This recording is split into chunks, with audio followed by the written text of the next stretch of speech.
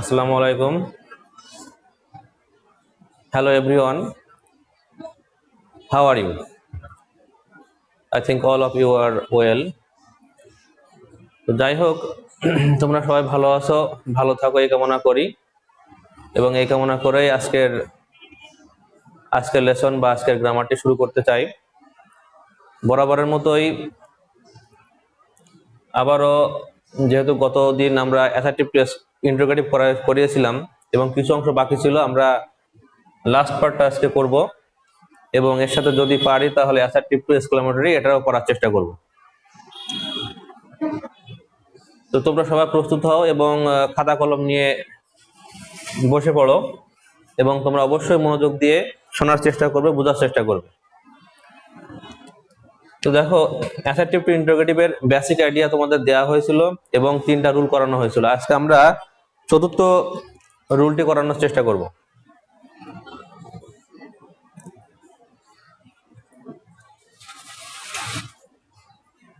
চার নাম্বার রুলে every plus noun is noun বা অল নাউন হইলে subject,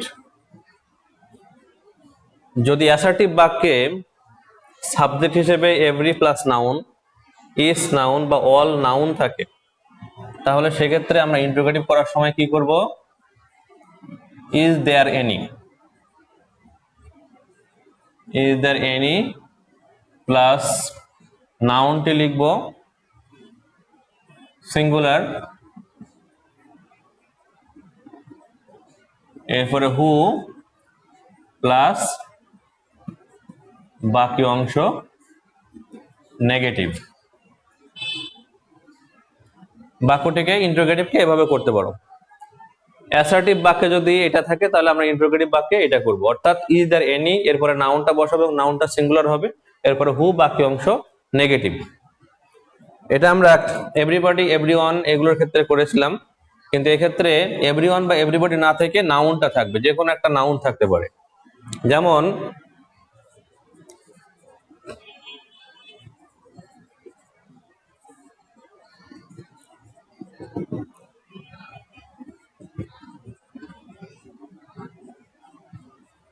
every mother loves her child, প্রত্যেক মাই তার সন্তানকে ভালোবাসে। Every mother loves her child, এই ক্ষেত্রে এভরি এর পরে এভরি আছে এবং মাদার আছে। তো ঠিক একইভাবে এভরি, ইজ কিংবা অল এরপরে যদি কোনো নাউন থাকে তাহলে আমরা শুরুতে কি লিখবো? এভরি এর পরিবর্তে is there any, is there any. এরপরে কি করব? আমরা এভরি বা ইজ বা অল এরপরে যে নাউনটি থাকবে এই নাউনটি বসাবো। মাদার, এখানে আমরা মাদার লিখব, ইজ দেয়ার এনি মাদার। এরপরে আসবে হু, হু বাকি অংশ নেগেটিভ, অর্থাৎ লাভস হার চাইল্ড আমরা লিখব who doesn't love her child. Question mark, অবশ্যই কোশ্চেন মার্ক দিতে হবে। তাহলে ইজ দ্য এভরি এর পরিবর্তে ইজ দেয়ার এনি, এরপরে নাউনটি বসানো হলো, এরপরে হু এবং বাকি অংশ নেগেটিভ করা হলো। তাহলে is there any mother who doesn't love her child, এমন কোন মা আছে কি যে তার সন্তানকে ভালোবাসে না? অর্থাৎ প্রত্যেকেই তার সন্তানকে ভালোবাসে, প্রত্যেক মাই তার সন্তানকে ভালোবাসে। তাহলে বোঝা গেল যে বাক্যের শুরুতে অ্যাসার্টিভ সেন্টেন্স যদি এভরি, ইজ বা অল থাকে, আমরা এর পরিবর্তে ইজ দেয়ার এনি লিখবো। এরপরে এভরি, ইজ বা অল এর পরে যে নাউনটা থাকবে ওই নাউনটি বসাবো, তবে দেখতে হবে সিঙ্গুলার কিনা। সিঙ্গুলার থাকলে সিঙ্গুলারই হবে, প্লুরাল থাকলেও সেটাকে সিঙ্গুলার করতে হবে। এরপরে হু, হু এর পরে বাকি অংশ যেটা থাকবে সেটা নেগেটিভ করতে হবে। এখন এখানে যেহেতু প্রেজেন্ট ইনডিফিনিট টেন্স আছে, অর্থাৎ মূল ভার্বের প্রেজেন্ট ফর্ম, মূল ভার্বের প্রেজেন্ট ফর্ম এবং ভার্বের সাথে এস বাই এস আছে, এই কারণে আমরা এখানে কি লিখবো? ডাজ।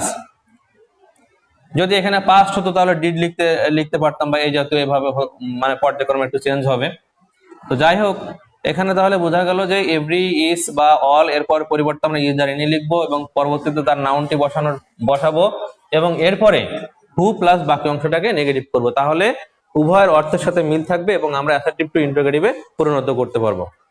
তাহলে বাক্যটার অর্থ দাঁড়ালো every mother loves her child, প্রত্যেক মাই তার সন্তানকে ভালোবাসে। আর ইজ দেয়ার এনি মাদার, এমন কোন মা আছে কি হু ডাজন্ট লাভ হার চাইল্ড, যে তার সন্তানকে ভালোবাসে না, অর্থাৎ প্রত্যেক মাই তার সন্তানকে ভালোবাসে। তাহলে আমাদের অবশ্যই এটা গুরুত্বপূর্ণ একটা রুল এবং এটা তোমাদের মনে রাখার চেষ্টা করতে হবে। আমি যেভাবে লিখছি সংক্ষেপে শর্ট ওয়েতে, যদি তোমরা এভাবে মুখস্থ করতে পারো ভালো, না হইলে দু একটা বাক্য বারবার প্র্যাকটিস করো, অথবা দু একটা বাক্য মুখস্থ রাখলেও তোমরা সেভাবে পারবে। এবং অবশ্যই বুঝে বুঝে করতে হবে এবং অর্থ বোঝার চেষ্টা করতে হবে, তাহলে মোটামুটি এই রুলটা পারা যাবে। আমরা আরো একটা বাক্য দেওয়ার চেষ্টা করি, যেমন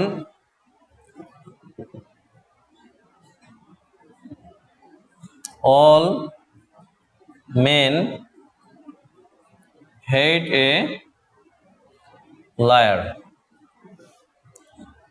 সকল লোকই একজন মিথ্যাবাদীকে ঘৃণা করে। All men hate a liar, all, তাহলে আমরা শুরুতে কি আনবো, অল এর পরিবর্তে ইজ দেয়ার এনি।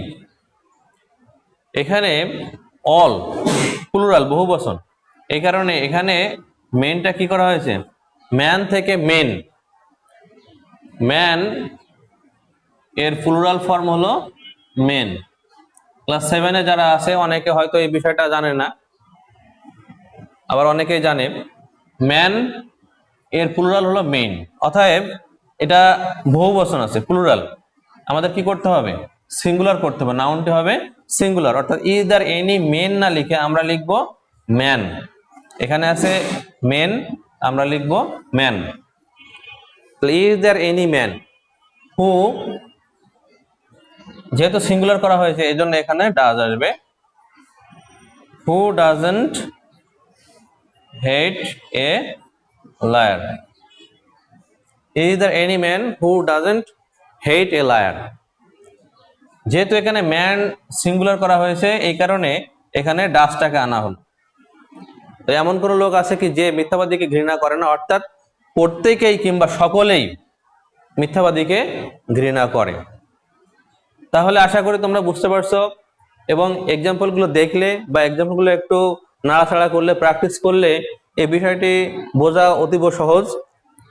তো তোমরা এভাবে তাহলে চেষ্টা করবে যে এভরি, ইজ বা অল যদি থাকে তাহলে পরিবর্তে আমরা ইজ দেয়ার এনি লিখবো, এরপরে এভরি, ইজ বা অল এর পরে যে নাউনটা আছে তার সিঙ্গুলার ফর্ম নাউনটা লিখবো এবং এরপরে হু বাকি অংশ নেগেটিভ, তাহলে আমাদের অ্যাসার্টিভ টু ইন্টারোগেটিভ হয়ে যাবে। ঠিক একইভাবে আমরা ইন্টারোগেটিভ থেকে অ্যাসার্টিভ করতে হলেও ওই একই রুল প্রযোজ্য হবে, ইজ দেয়ার এনির পরিবর্তে আমরা এভরি বা ইজ আনবো।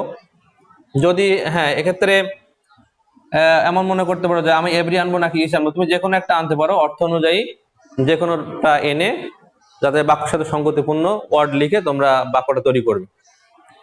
তো এই হলো 4 নাম্বার রুল, এই রুলটা করতে হবে। এবং আরো একটা রুল আছে, এই রুলটা করলে মোটামুটি এই 5টা রুল জানলে অ্যাসার্টিভ টু ইন্টারোগেটিভ আর কখনো ভুল হবে না, কখনো সমস্যা হওয়ার কথা না।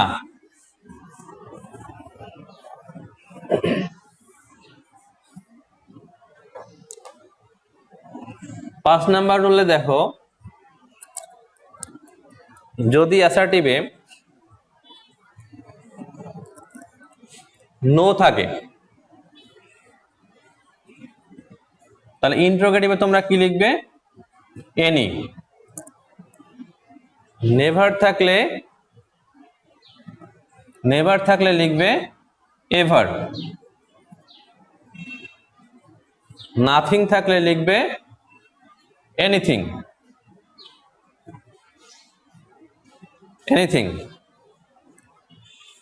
নোহোয়্যার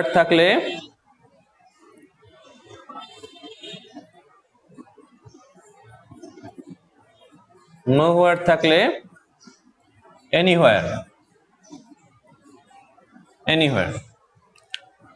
এই ওয়ার্ডগুলো মনে রাখতে হবে এবং সাথে আমরা 1 নাম্বার রুলে যেরকম পড়েছিলাম আমরা সেই বেসিক নিয়মটাকে সবসময় ফলো করব। যেমন দেখো,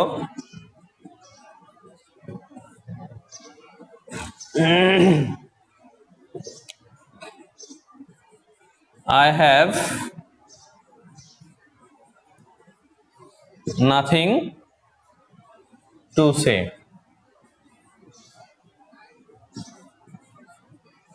I have nothing to say. আমরা যদি এরকম করি যে I have anything to say, এটা কিন্তু ইন্ট্রোগেটিভ হয় নাই, নাথিং কে আমরা এনিথিং করছি, অর্থাৎ হ্যাবোধক নাবোধক থেকে শুধুমাত্র হ্যাবোধক করছি, কিন্তু এই বাক্যটি ইন্ট্রোগেটিভ হয় নাই। অর্থাৎ ইন্ট্রোগেটিভ করতে হলে আমাদের অক্সিলারি ভার্বকে সাবজেক্টের আগে আনতে হবে। অর্থাৎ have I anything to say, I have nothing to say, আমার বলার কিছু নাই। Have I anything to say, আমার কি বলার কিছু আছে, অর্থাৎ আমার বলার কিছু নাই।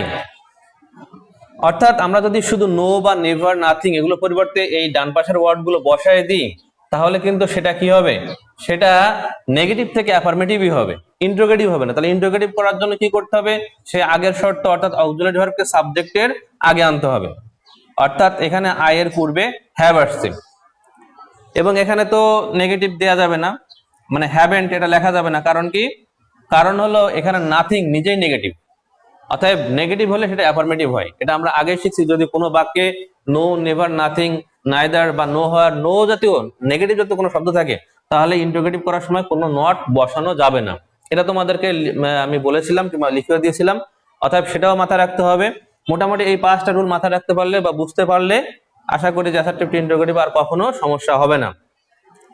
তো আরো একবার বলি, এখানে আমরা নাথিং পেয়েছি, নাথিং বা নেভার, নাইদার যাই পাই না কেন, এই ধরনের ওয়ার্ডটাকে আমরা পরিবর্তন করব। পরিবর্তন করার পরে অক্সিলারি ভার্বকে সাবজেক্টের আগে আনবো। যদি অক্সিলারি ভার্ব না থাকে, সেক্ষেত্রে আমরা টেন্স অনুযায়ী প্রেজেন্ট ইনডিফিনিট টেন্স হলে ডু বা ডাজ, পাস্ট ইনডিফিনিট টেন্স হলে আমরা ডিড আনবো।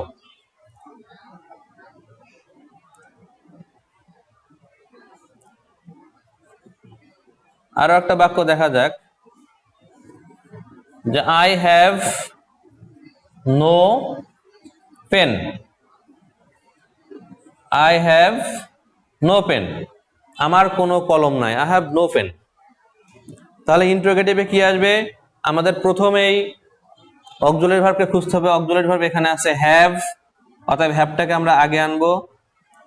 এখানে হ্যাভ আই, আই হ্যাভ না হয়ে হ্যাভ আই। ইন্টারোগেটিভ করতে হলে সাধারণত অক্সিলারি ভার্ব সবসময় সাবজেক্টের আগে আসবে, তো সেই হিসেবে আমরা হ্যাভকে আগে আনলাম। যদিও এখানে হ্যাভটা অক্সিলারি ভার্ব না, এখানে মূল ভার্বের কাজ করছে, তো জেনারেলি আমরা অক্সিলারি ভার্ব হিসেবে জানি, সেই হিসেবে আমরা এটাকে প্রথমে এনে আমরা কি করব, নো এর পরিবর্তে এনি আনবো।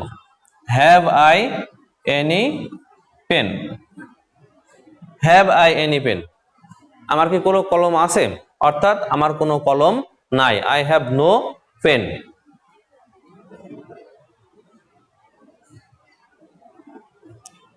অতএব তোমরা এইগুলো ফলো করবে।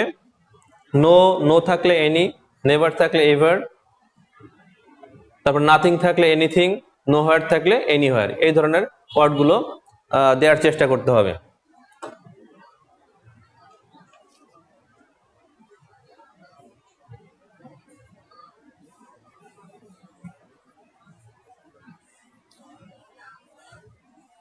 তো মোটামুটি এই ছিল অ্যাসার্টিভ টু ইন্টারোগেটিভের যে রুলগুলো, এবং এগুলো তোমরা বারবার প্র্যাকটিস করবে বাসায়, এবং এক্সাম্পলগুলো যা যা আছে সবগুলো প্র্যাকটিস করার চেষ্টা করবে বইয়ে যেগুলো আছে।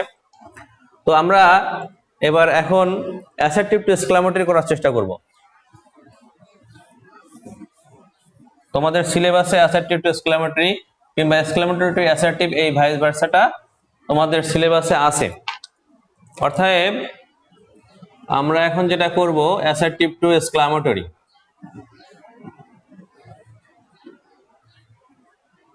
Assertive two exclamatory. অ্যাসার্টিভ বাক্য, বিবৃতিমূলক বাক্য থেকে বিস্ময়সূচক বা আবেগসূচক বলা বেটার, আবেগসূচক বাক্যে পরিণত করা। তাহলে এক্সক্লামেটরি সেন্টেন্স কি তোমরা অধিকাংশ জানো। এক্সক্লামেটরি সেন্টেন্সে সাধারণত বাক্যের শেষে এক্সক্লামেশন মার্ক থাকে এবং এগুলো মনের আকস্মিক আবেগ, সুখ, দুঃখ ইত্যাদি প্রকাশ পায়। এবং এই বাক্যগুলো সাধারণত কয়েকভাবে শুরু হতে পারে, যেমন এক্সক্লামেটরি সেন্টেন্স হাউ বা হোয়াট দিয়ে শুরু হয়। হাউ বা হোয়াট দিয়ে শুরু হয়। কোনো প্রকার ইন্টারজেকশন মূলক ওয়ার্ড, অ্যালাস, হুররে এই জাতীয় ওয়ার্ড দিয়ে শুরু হতে পারে এবং বাক্যের শেষে তখন ফুল স্টপ বসে। আবার হতে পারে ইফ বা ওয়ার অথবা হ্যাড এই জাতীয় ওয়ার্ডগুলো দিয়ে শুরু হতে পারে এবং বাক্যের শেষে এক্সক্লামেশন মার্ক। আমি এগুলো তিনটা রুলই তোমাদের বুঝাই দিব, জাস্ট মুখে একটু আইডিয়া দিলাম যে তোমাদের হাউ বা হট দিয়েও শুরু হতে পারে। হাউ বা হট দিয়ে ইন্টারোগেটিভ সেন্টেন্স শুরু হয়, ঠিক আছে। যখন হাউ বা হট দিয়ে শুরু এবং বাক্যের শেষে দেখবে এক্সক্লামেশন মার্ক, তাহলে অবশ্যই এটা এক্সক্লামেটরি সেন্টেন্স। অনেক সময় ইন্টারজেকশন মূলক এই যে ওয়ার্ডগুলো হতে পারে, যে অ্যালাস, হুররে, ব্রাভো এই জাতীয় ওয়ার্ড, এক্সক্লামেশন মার্ক, বাক্যের শেষে ফুল স্টপ, অথবা if, were, had, could, would, that এগুলো দিয়েও এক্সক্লামেটরি সেন্টেন্স শুরু হতে পারে। অর্থাৎ আমরা যখন অ্যাসার্টিভ বাক্যকে ইন্টারোগেটিভ এক্সক্লামেটরি করব, তখন এই তিন ধরনের যে কোনো একটা ধরন থাকতে হবে।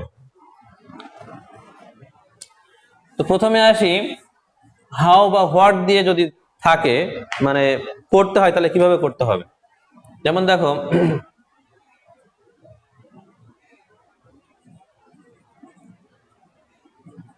Rule 1, assertive. বাক্যে এ বা এন থাকলে এক্সক্লামেটরি করার সময় এক্সক্লামেটরি করতে হলে কি করতে হবে, হোয়াট, এ বা এন দিয়ে শুরু হবে।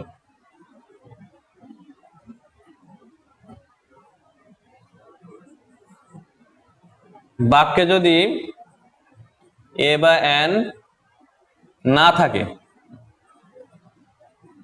তাহলে হাউ দিয়ে শুরু করবে। হাউ দিয়ে শুরু,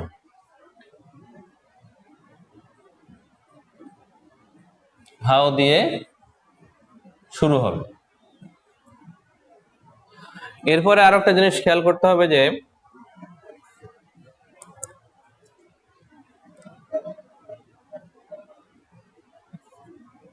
সাবজেক্ট ও ভার্ব সাধারণত বাক্যের শেষে বসবে এবং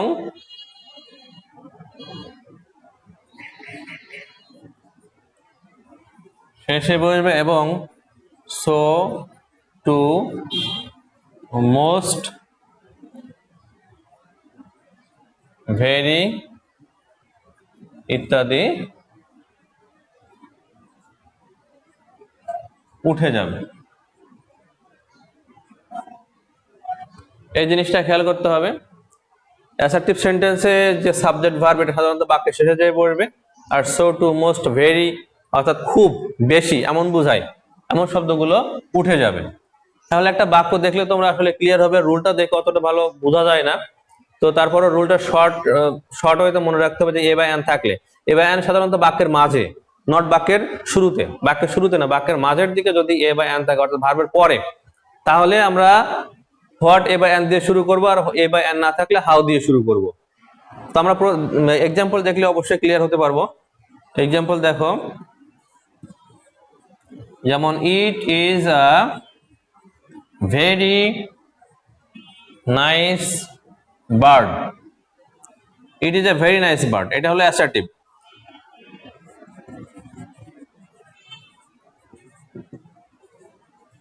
এটা অ্যাসার্টিভ। অ্যাসার্টিভ বাক্যে বলা হয়েছে যে it is a very nice bird, এটা খুবই সুন্দর পাখি। এই ক্ষেত্রে এই বাক্যের মাঝে কিন্তু আমরা এ পাচ্ছি, অতএব আমরা এক্সক্লামেটরি যখন করব তখন বাক্যের শুরুতে কি লিখবো, এ বা এন থাকলে হোয়াট, এ বা এন। যেহেতু এখানে এ আছে তাহলে আমরা লিখবো হোয়াট এ। অনেক সময় এটা, অনেক সময় এন হতে পারে। যেহেতু আরো একটা কথা আছে এখানে, সো টু মোস্ট ভেরি ইত্যাদি উঠে যাবে। তাহলে এই যে ভেরি, এটাকে আমরা যদি বাদ দিই, এটাকে যদি উঠাই দিই, তাহলে থাকলো কি এর পরে nice bird, a nice bird. এই ক্ষেত্রে যদি এই নাইসটা এন কনসোনেন্ট দিয়ে না শুরু হয়ে এটা কোনো ভাওয়াল দিয়ে শুরু হতো, তাহলে এই এটা অনেক সময় এন এ রূপান্তরিত হতে পারত। যেহেতু কনসোনেন্ট আছে, তাহলে এর কোনো পরিবর্তন করার প্রয়োজন নাই। অর্থাৎ এখানে এ থাকলেই যে এখানে এ লিখতে হবে এমন বাধ্যতামূলক না, অর্থাৎ এমন ধরাবাঁধা কোনো নিয়ম নেই। এখানে অবশ্যই এটা খেয়াল করতে হবে যে এই এ বসানোর নির্ভর করবে এর পরে আমি যে ওয়ার্ডটা লিখবো সেই ওয়ার্ডটি কনসোনেন্ট দিয়ে শুরু নাকি ভাওয়াল দিয়ে শুরু, অর্থাৎ আর্টিকেলের রুলটা ফলো করতে হবে এখানে। এরপরে আমরা লিখবো সাবজেক্ট এবং ভার্ব। যেহেতু বলা আছে সাবজেক্ট ও ভার্ব সাধারণত বাক্যের শেষে বসে, তাহলে সাবজেক্ট এবং ভার্বকে আমরা বাক্যের শেষে নিয়ে যাব, লাস্টে এক্সক্লামেশন মার্ক। তাহলে দাঁড়ালো কি it is a very nice bird, এবং এক্সক্লামেটরি হলো what a nice bird it is, এটা কি সুন্দর পাখি। অর্থাৎ এই যে বিস্ময় প্রকাশ করা বা এখানে আরো বেশি অবাক হয়ে যাওয়া, এটা দ্বারা বোঝা যাচ্ছে যে খুব বেশি সুন্দর। এটা বলা হয়েছে পাখিটা অনেক অনেক বেশি সুন্দর, এটা বিস্ময় প্রকাশ, সারপ্রাইজ প্রকাশ করা। অতএব এখানে বাক্যের অর্থটাও কিন্তু ঠিক থাকলো। তো তাহলে বুঝতে হবে যে বাক্যে সাধারণভাবে যদি এ বা এন থাকে, যদি বাক্যের মাঝে বিশেষ করে এ বা এন থাকে, তাহলে আমরা বাক্যের শুরুতে হোয়াট এ বা এন আনবো। এরপরে কি করব, ভেরি বা গ্রেট থাকলে এটাকে তুলে দিব, দিয়ে বাকি অংশ বসানোর পরে এবং সাবজেক্ট আর ভার্বটা সবার শেষে বসাবো। তাহলে মোটামুটি আমাদের সেন্টেন্সটা এভাবে পাওয়া যাবে। এই সেন্টেন্সটা আমি আরেকভাবে লিখতে পারি, এ বা এন না দিয়েও লিখতে পারি। যেমন দেখো, the bird is very nice, the bird is very nice. তাহলে এক্সক্লামেটরিতে এখানে দেখো the bird is very nice, এখানে কোনো এ বা এন নাই। আমরা বি নাম্বারে দেখি এ বা এন না থাকলে হাউ দিয়ে শুরু হয়।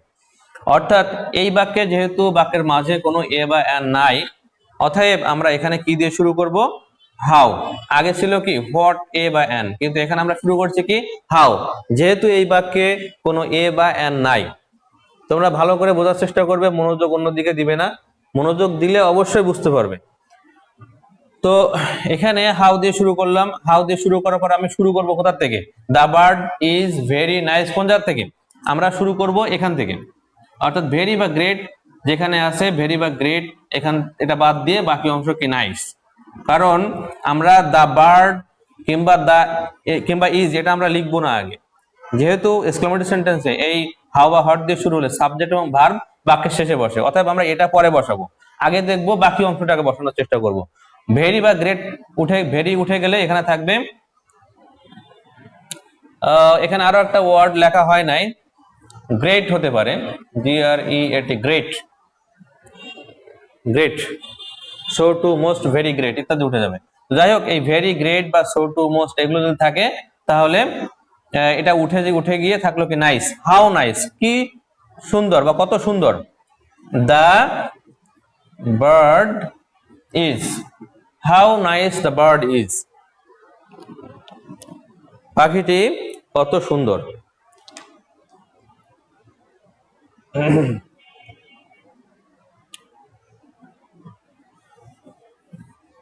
আমরা আরো একটা এক্সাম্পল দেখার চেষ্টা করব, আরো কয়েকটি।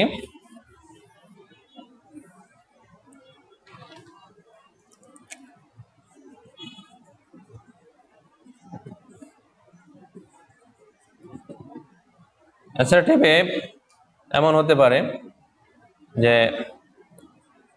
হি is a great fool, he is a great fool, এখানে এ আছে, অতএব এক্সক্লামেটরি করতে হলে আমরা কি করব, এখানে হোয়াট এ, গ্রেট আছে, গ্রেটটাকে বাদ দিব, থাকলো কি ফুল, হোয়াট এ ফুল, এবং লাস্টে সাবজেক্ট ভার্ব। সাধারণত অ্যাসার্টিভ সেন্টেন্সে সাবজেক্ট ভার্ব যেখানে বাক্যের শুরুতে বসে, এক্সক্লামেটরিতে হোয়াট বা হাউ দিয়ে শুরু হলে সে সাবজেক্ট ভার্ব সাধারণত বাক্যের শেষে যাবে।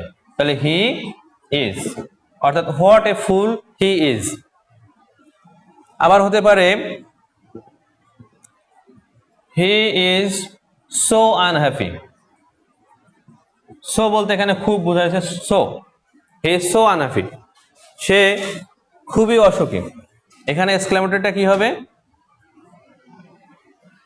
এক্সক্লেমেটর হবে হাউ আনহ্যাপি। যেহেতু এই বাক্যে কোনো এ বা অ্যান নাই, অতএব আমরা এখানে কি করব?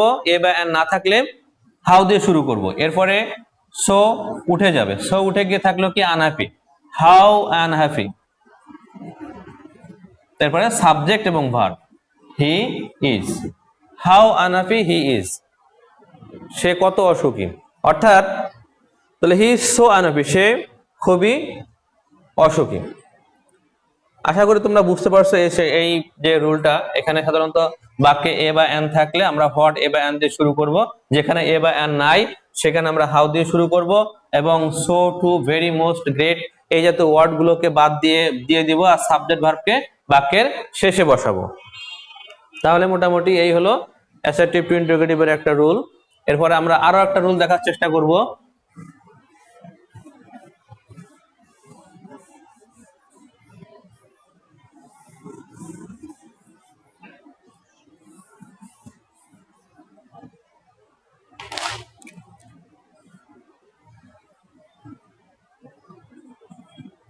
সাবজেক্ট প্লাস উইশ যদি থাকে আমরা এক্সক্লামেটরি করার সময় ইফ বসাবো।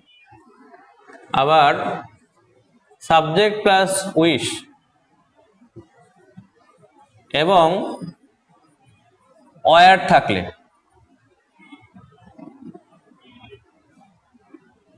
থাকলে, আমরা এখানেও ইফ বসাতে পারবো অথবা ওয়ার বসাতে পারবো।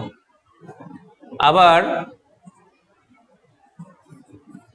সাবজেক্ট প্লাস উইশ এবং হ্যাড থাকলে এখানে আমরা ইফ বসাতে পারবো, আবার হ্যাডও বসাতে পারবো। সাবজেক্ট প্লাস উইশ এবং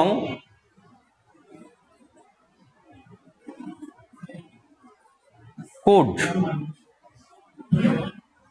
বা উড দ্যাট থাকলে ইফ বা কুড বসাতে পারি। অর্থাৎ সব জায়গায় কিন্তু ইফ এটা কমন, অর্থাৎ ইফ দিয়ে আমরা বাক্য তৈরি করতে পারি, সাথে আমরা ওয়ার, হ্যাড বা কুড এটা দিয়েও তৈরি করতে পারি, এটাও জেনে রাখতে হবে। আমরা প্রথম এক্সাম্পলে আসি। ফর এক্সাম্পল,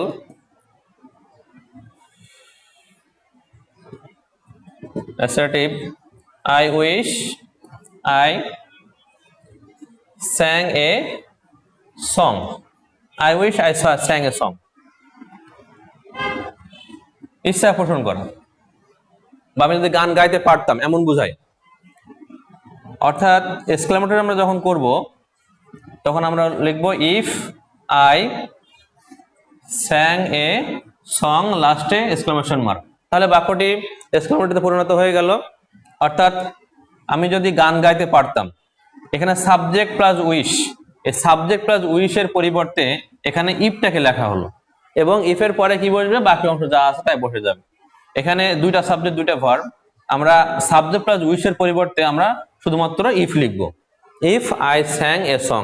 যদি সাবজেক্ট উইশ আছে কিংবা বাক্য যদি ওয়ার থাকে সেক্ষেত্রে আমরা দুই ধরনের করতে পারি। যেমন আমরা যদি বি নাম্বারকে ফলো করি, মানে বি নাম্বার এক্সাম্পলটা দেখা যাক।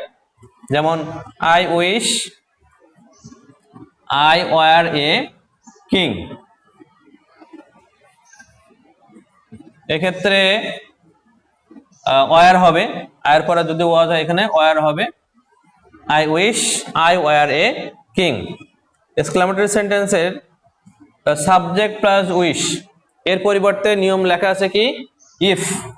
অতএব আমরা এখানে ইফ বসাতে পারি, এরপরে I were a king, if I were a king, আমি যদি রাজা হতাম। অথবা আমরা যদি ওয়ারকে আগে নিয়ে আসি তাহলে এই ওয়ারটা শুধুমাত্র আগে এসে সাবজেক্টের ইফের জায়গায় বসবে। অর্থাৎ বাক্যটা হবে এরকম, were I a king, subject হবে একটাই, হয় if I were a king অথবা ওয়ারটাকে আগে এনে ইফের জায়গায় বসাতে হবে, ওয়ার আই এ কিং। অথবা যেভাবে তুমি যেভাবে বুঝতে পারো যে লাস্টের বাক্যটাকে আমরা ওয়ার বা হ্যাড অথবা কুড এটা সাবজেক্টের আগে আনবো, এনে লাস্টে এক্সক্লেমেশন মার্ক। তাহলে I wish I were a king, এটা আসবে if I were a king, অথবা ওয়ার আই এ কিং, আমি যদি রাজা হতাম।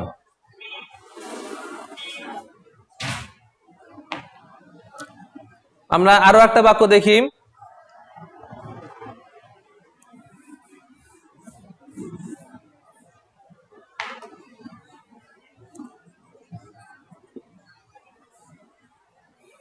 সাবজেক্ট উইশ এবং হ্যাড থাকলে, I wish I had the wings of a bird. I wish I had the wings of a bird. তাহলে এক্সক্লেমেটরি হবে কি, প্রথমেই তোমরা চেষ্টা করবে ইফ লেখার, এবং ইফ লিখলে যে কোনো ঝামেলা এড়ানো যায়, ভুল হওয়ার সম্ভাবনা কম। তারপরও হ্যাডটাকেও জেনে রাখতে হবে, কারণ পরীক্ষায় হ্যাড দিয়েও আসতে পারে, অর্থাৎ এক্সক্লেমেটরি থেকে অ্যাসার্টিভটাও আসতে পারে। এই কারণে দুটো রুলই তোমাদের জেনে রাখতে হবে। যদি আই উইশ থাকে অবশ্যই আমরা সেখানে ইফ লিখবো, কিন্তু যদি ওই বাক্যে হ্যাড থাকে তাহলে ইফ না লিখে বাক্যের শুরুতে আমরা ওই হ্যাডটাকেও লিখতে পারি। তাহলে আমরা যদি ইফ দিয়ে করি তাহলে বাক্যটা দাঁড়াবে if I had the wings of a bird, if I had the wings of a bird, যদি আমার পাখির মতো ডানা থাকতো, if I had the wings of a bird. অথবা আমরা করতে পারি কি, এই হ্যাডটাকে সাবজেক্টের আগে এনে, তাহলে হ্যাডটাকে সাবজেক্টের আগে আনলে হয় কি, had I the wings of a bird, had I the wings of a bird, যদি আমার পাখির মতো ডানা থাকতো। এই হ্যাড দ্বারাও এই ইফের মতো অর্থ প্রকাশ পাবে, এবং বাক্যের শেষে অবশ্যই এক্সক্লেমেশন মার্ক দিতে হবে। নেক্সট 4 নাম্বারটা অর্থাৎ ডি নাম্বারটা ফলো করি আমরা। সাবজেক্ট উইশ থাকলে অবশ্যই ইফ, সাথে যদি কুড বা উড দ্যাট থাকলে তাহলে আমরা কুড লিখতে পারি। যেমন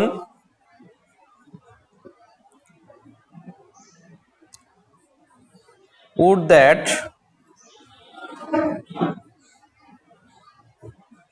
I could be a child again, would that I could be a child again। তাহলে এক্সক্লেমেটরি এখানে আমরা লিখতে পারি